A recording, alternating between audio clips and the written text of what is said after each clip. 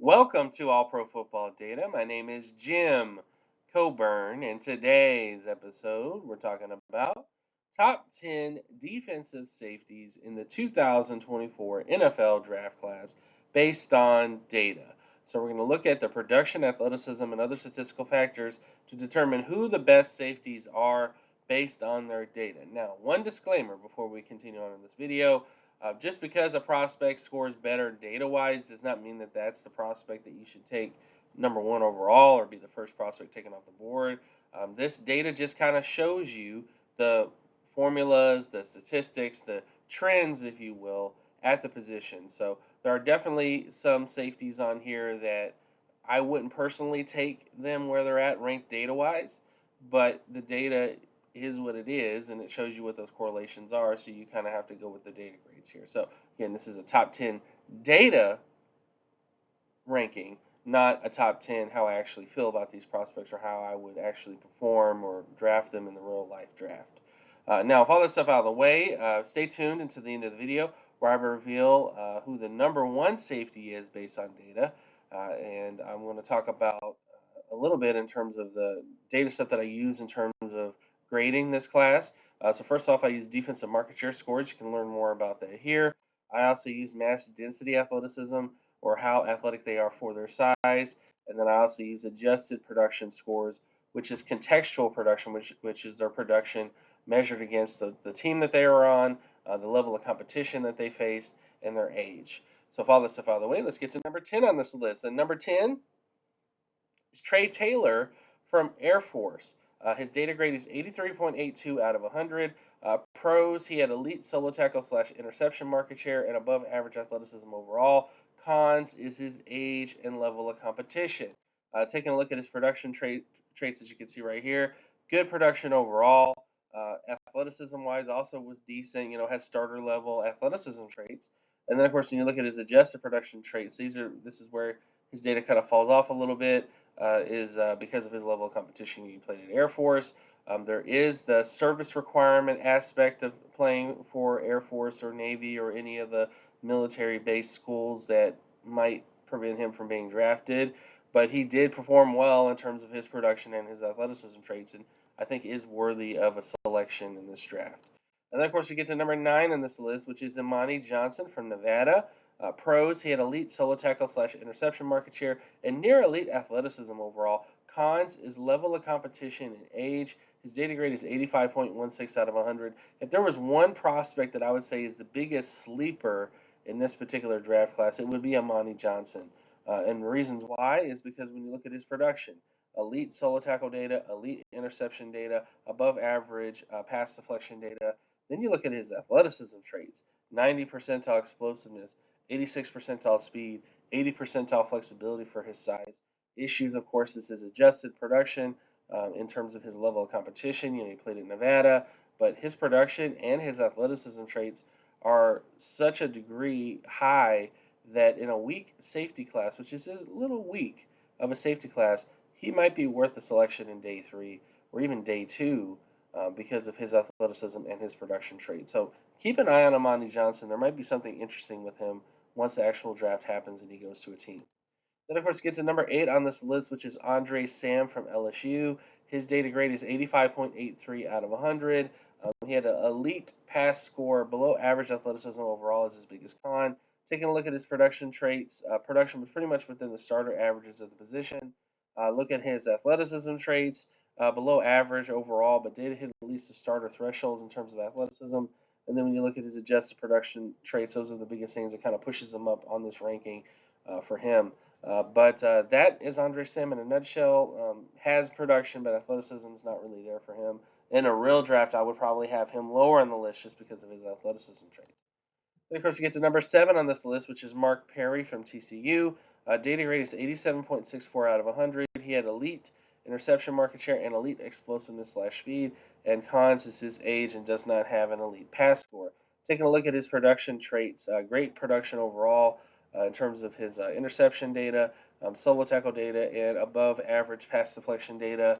Taking a look at his athleticism traits, 90 plus percentile explosiveness, 90 plus percentile speed, with below average flexibility. In many ways, he has like a strong safety athleticism profile that I think would be interesting at the next level.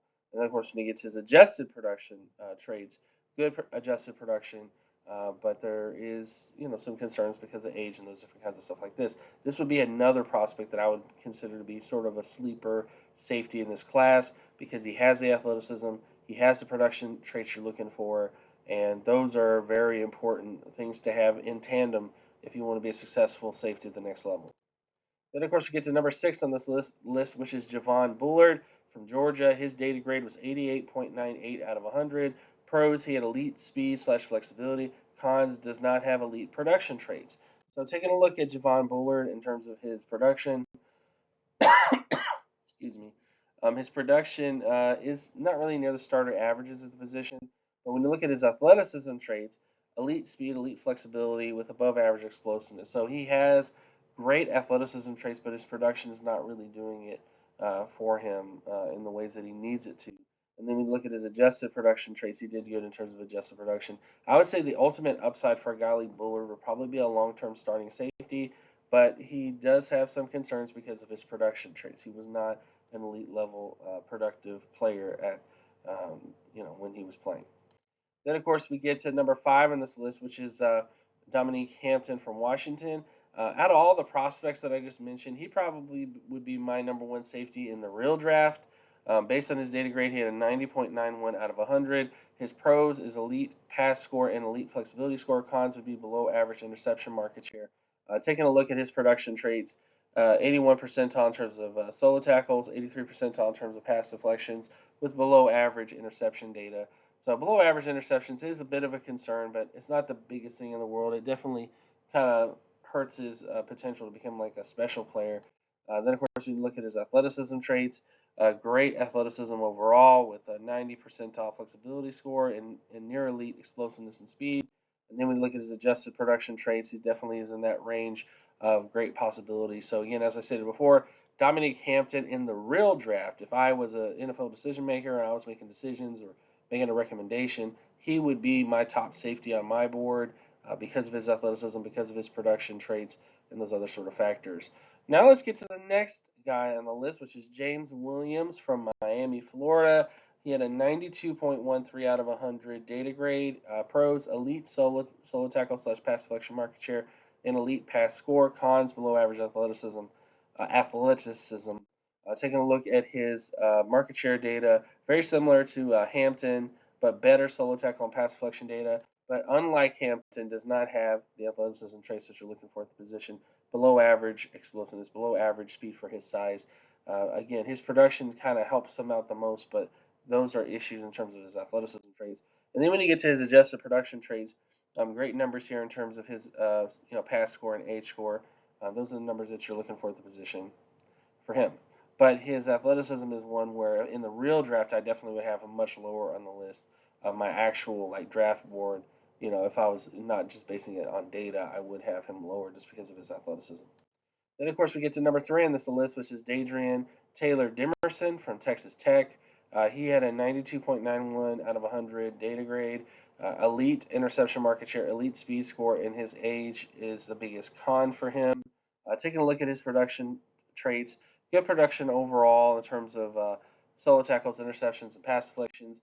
Athleticism-wise, he had elite speed for his size with above average explosiveness and above average flexibility. And then, of course, when you look at his pass score and his age score, those numbers are, decent for the position as well. I would probably have Dadrian as maybe my second or third corner in terms of my actual feelings on him as a prospect. But he definitely is productive. He has the athleticism traits you're looking for and those other sort of things. Then we get to the top 2 players based on data, and it is going to be a little bit controversial, I know, but the data preferred these guys. It really did. And I understand that safety is a position where you do have to have athleticism traits, but there have been other safeties who didn't have great athleticism, at least testing-wise, and went on to become great players. Ed Reed, for example, he ran like a 4.55 40-yard dash, if you will, and he ended up becoming an elite safety because he also had elite production traits. So taking a look at these guys, in other words, what I'm saying is don't discount them just because they have bad athleticism traits. Because of how well they produced at the college level, there could be a chance that they actually become like an outlier. So the top 2 not cornerbacks, but safeties Number 2 would be Kalin Bullock, USC. His data grade is 93.88 out of 100. Elite pass deflection market share, elite pass score. Cons would be below average athleticism. Taking a look at his market share production, as you can see in terms of interceptions and pass deflections, those are great numbers to have in terms of as a free safety prospect. But all the wind gets blown out once you get to his athleticism testing. Below average speed score, below average explosiveness overall, and did not do the flexibility testing. Explosiveness, 7.20 out of 100 is extremely low for Bullock. Then, of course, you look at his adjusted production traits, which are fantastic, which is the reason why he's number 2 on this list, is because of this right here, because of his age, because of his pass score.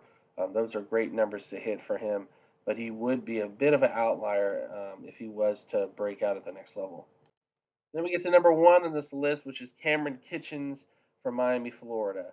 Data grade is 98.44 out of 100. Pros, he had elite production, elite adjusted production traits with below average athleticism overall. Just look at his production traits here. Great production overall. Taking a look at his athleticism traits, non-existent here, even worse than Kalin Bullock to a certain extent. And then when you look at his adjusted production traits, this is the main reason why he's here, is because of his age and because of his pass score. Age and those metrics are the most correlative at the position, more so than athleticism traits. So, you do want to have above average athleticism. Again, in the actual draft, I don't believe I would have Kalin Bullock and Cameron Kitchens as my top 2 safeties. But based on data, they put in the production traits. They had all the other sort of things so that there might be outlier potential with them. You might see these guys translating to the NFL in a very dynamic way, despite the fact that they didn't test that as well as athletes. But we'll see what happens. But this has been the top 10 safeties in the 2024 NFL Draft Class based on data. Check out these videos right here if you want to see more work of mine. Also, check out my formerly known as Twitter account at Geometrics. Check out patreon.com/jcoburn. Also, consider buying the 2024 NFL Draft Analytics Guide, available now. Link is in the description. 678 pages of draft goodness on all the prospects in this class to give you a full perspective of them based on the context of decades worth of NFL, college football, analytical work. So, with all that out of the way, thank you guys so much for watching, and I'll see you guys in the next episode. Peace.